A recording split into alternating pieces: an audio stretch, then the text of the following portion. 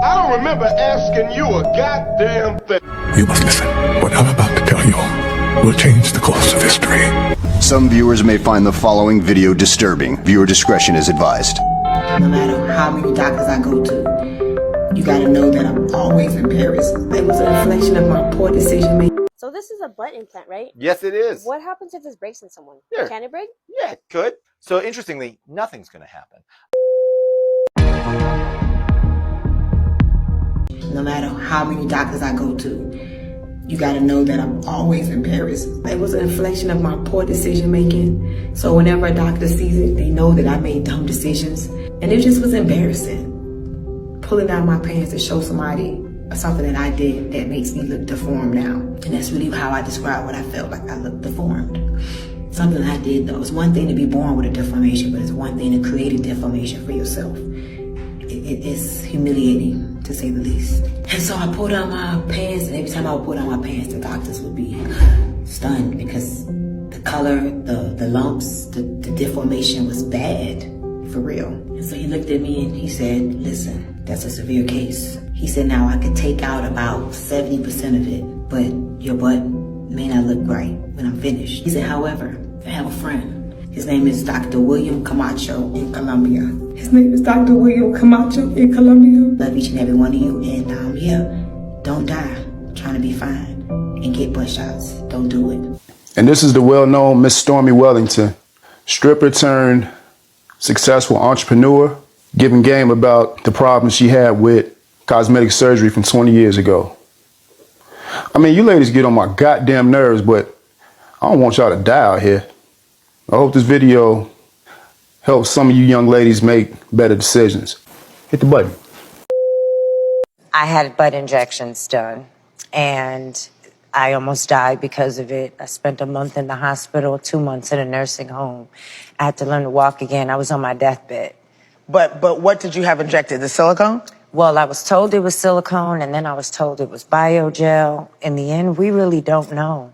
We're told this, but we truly don't know what it is that we have. I had 9 removal surgeries so far. The 9th one, they said that sparks were flying off my body and the entire surgery room smelled like gasoline. They had to leave me in there alone under anesthesia because the smell was so strong in the room. They had no idea what that was. I was one of the first people to have this situation go wrong because back when Kim and I were getting it done, we didn't know the long-term effects of this. So now here it is. I started getting it done in 2006. Now we're 10 years later in 2016, and it gave me kidney disease. It gave me, because of the pain was so severe, I became an addict of pain medication. I had to rehabilitate myself from that. I had to walk again. It destroyed my life. I have end-stage kidney disease and, stage 4 kidney disease and end-stage renal failure. So sorry. Mm-hmm. Don't be sorry. Yeah. Why you say don't be sorry? Because if it wasn't me, it had to happen to someone. I gotta get comfortable because you, listen, go ahead. If it didn't happen to me, it had to happen to someone. And because of my story, so many women have decided to not get this done. I mean, the stories that women have written me and how God has reached out to them. There was a girl that had an appointment the next day, and there was a show that I did that aired.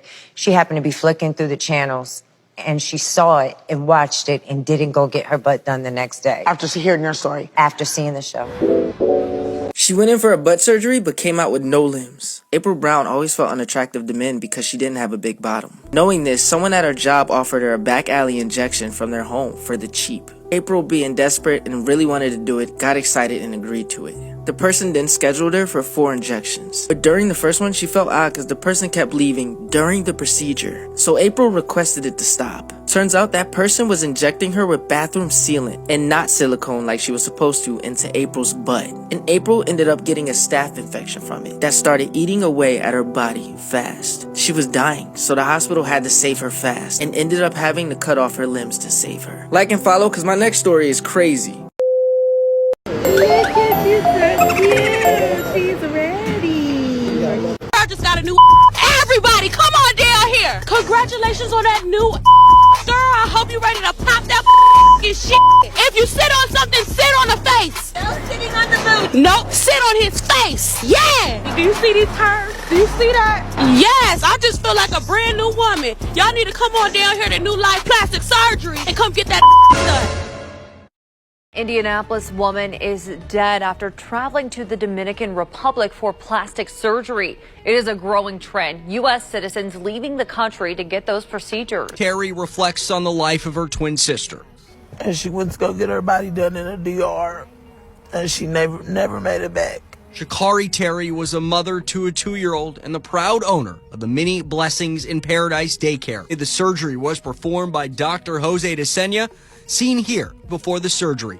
But after she called me Thursday night, she just wasn't right. The second day into recovery, which was Friday, the 15th, Sha'Carri I was, moving around a lot more. And Sha'Carri, I was still in pain, but I was moving around. Sha'Carri wasn't really moving around. She wasn't doing nothing. She would lay in bed. I would go in there and try to get her out the bed, try to get her to come downstairs and eat with me. And she just wasn't responding well. Carlicia says Sha'Carri was moved from their recovery house and admitted to a clinic in Santiago. I'm telling them what's going on, but I'm trying not to scare them. But at this point, I want to scream, like, get down here, like, When Sha'Carri's mom arrived about a week after the surgery, Carlicia says the doctors continued to say that Sha'Carri just needed rest, and they were told to leave.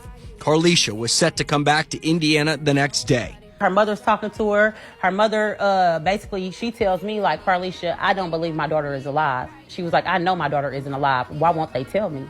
By the time she got to Indiana, Carlicia said that she was notified that Sha'Carri had passed away. During an Instagram live session, Cardi B revealed that she recently underwent surgery to remove her butt implants. In August, I did surgery because a lot of people thought that as soon as I gave birth, I got my body done. Which were primarily composed of 95% biopolymers. She described the process as quite challenging and offered a strong warning to her followers. Never, under any circumstances, opt for this procedure. Cardi B shared that she had felt pressured into getting the implants during her time as a stripper and had paid just $800 to have them done by someone in a basement. This procedure is perilous because the filler can spread throughout the body, and the person who performed Cardi B's procedure was reportedly linked to a tragic incident where a woman passed away due to the injections administered. It's important to note that Cardi B's aversion to biopolymers doesn't mean she is against plastic surgery altogether. She has openly admitted to having a nose job, explaining that she disliked her father's nose and chose to change it. Cardi B firmly believes that if you're unhappy with an aspect of yourself, it's perfectly acceptable to make alterations, but it's crucial to do so safely. I have big windows, so you could just see, like...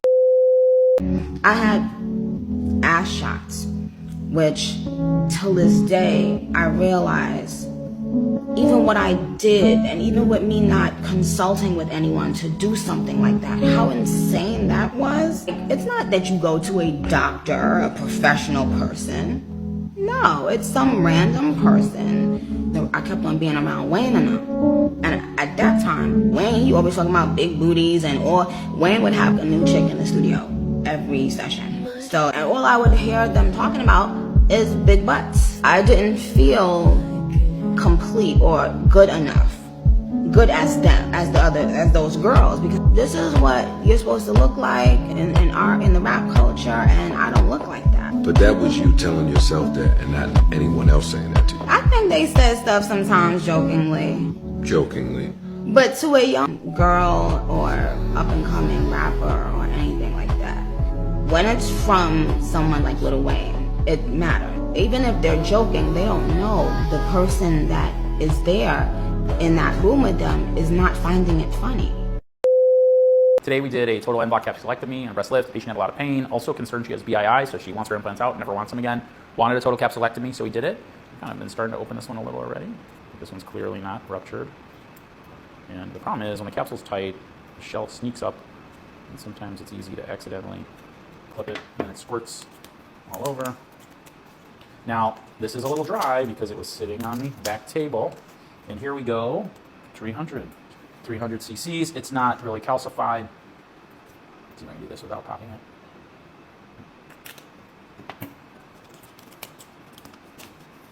It's amazing how fast these capsules dry out.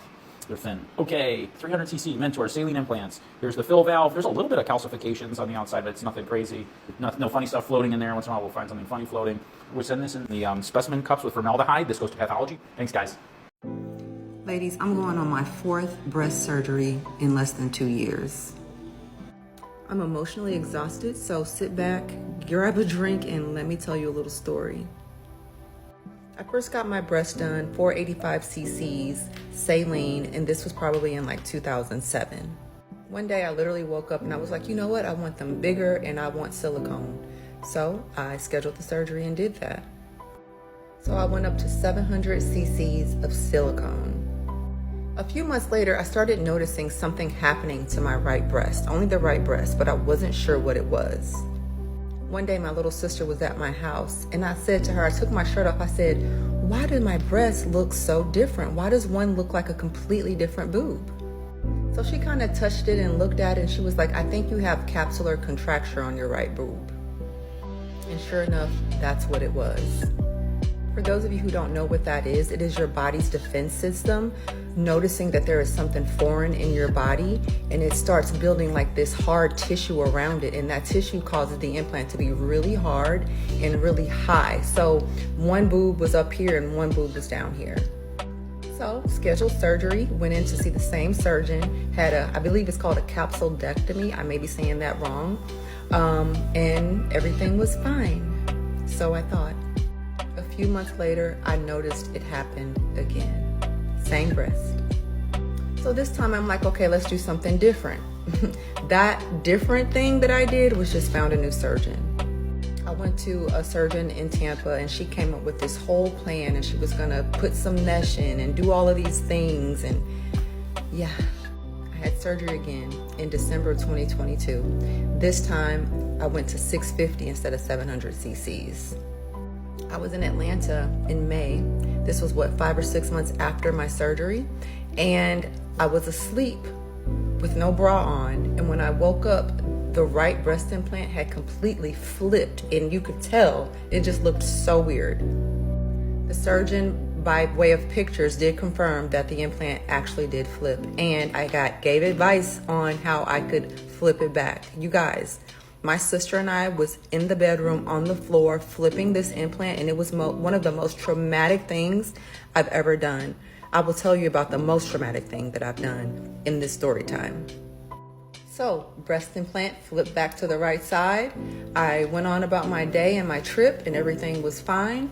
And then it started to come back. It was almost like the trauma of the boob flipping and me flipping it back caused my capsular contracture to come back.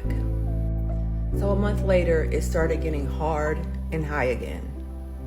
If you do research on this condition, you come to understand that the more surgeries that you have to fix it, the more likely it is to return.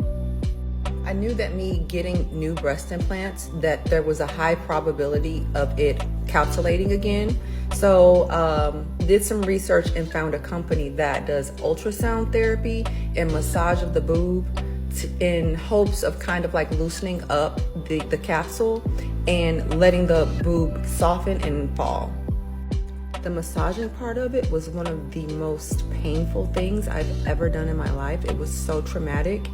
And because I was already at a stage 3 of my capsular, meaning it was really hard and really tight and really high, it was kind of a lost cause for me, but I just went in as a last resort before I did the final thing that I can do.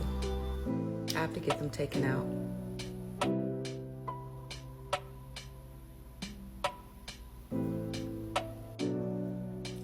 I should have just left them alone. There was nothing wrong with them, nothing. I can't believe I'm on this app crying, but like, it has been really, really hard. It's been so much pain and discomfort and just me being so self-conscious about it. So now I'm doing research on doctors who are really good with explants, someone who can fix the capsule and then give me a lift.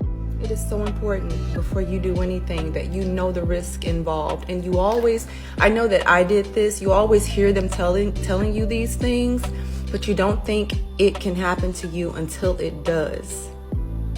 Another thing is capsular contracture. They will have you think, oh, it's just a very small percentage of women that this happens to, and it's not true. It's not true. I just wanted to share, ladies, stop doing the most like I did. Learn from me and learn from my mistakes. And if it's not broke, don't fix it. Just leave it alone. Did you guys know that breast implants can get moldy? This can happen when the implant starts deteriorating and then becomes a source of mold growth. This can cause breast implant illness, which can lead to a lot of mysterious symptoms throughout the whole body, as well as trigger autoimmune disease.